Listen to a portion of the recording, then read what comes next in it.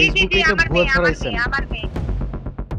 আমার ভাগ্নি আজ সকাল ৬টায় বাড়ির সামনে থেকে অপহরণ হয়েছে।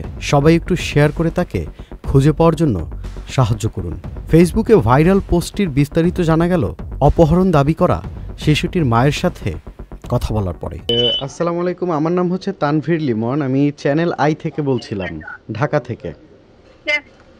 আপনি চ্যানেল আই থেকে বলছিলেন? আমার ফোনটা আসলে র্যাবের কাছে জমা ছিল, তো এই মাত্র ফোনটা আমি রিসিভ করলাম। এখন হচ্ছে কি আমার মেয়েটা কিডন্যাপ হয়েছিল, বুঝছেন? এটা কি সত্য ঘটনা যে আপনার মেয়ে কিডন্যাপ হয়েছে, না ফেসবুকে এটা ভুয়া ছড়াইছেন? আমার মেয়ে, ঠিক আছে, সত্য ঘটনা। আচ্ছা, আমি আপনাকে অসংখ্যবার ফোন দিচ্ছিলাম যে এটা নিয়ে এটা ভুয়া। না, আমার ফোন বন্ধ ছিল, আমার ফোন নিচে ছিল, র্যাব অফিসে ছিল।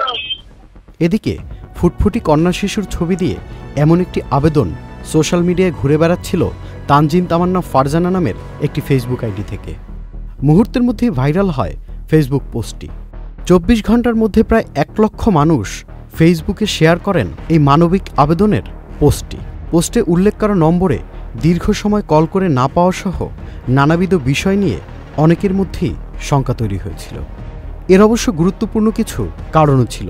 একদিকে ফেসবুক আইডিতে ব্যবহারকারীর পোস্ট লেখার ধরন ও অন্যান্য তথ্য যাচাই বাছাই করে সত্যতা নিয়েও প্রশ্ন তোলেন অনেকেই আবার কমেন্টসে মিথ্যা পোস্ট হিসেবেও উল্লেখ করেন।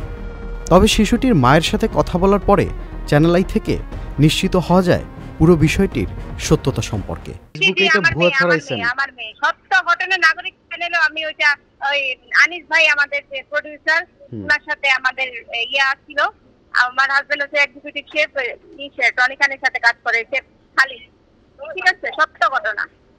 আচ্ছা, আমি আপনাকে অসংখ্যবার ফোন দিচ্ছিলাম যে এটা নিয়ে এটা ভুয়া। না, আমার ফোন বন্ধ ছিল, আমার ফোন নিচে ছিল, র্যাব অফিসে ছিল। Tanvir Limon, channel I.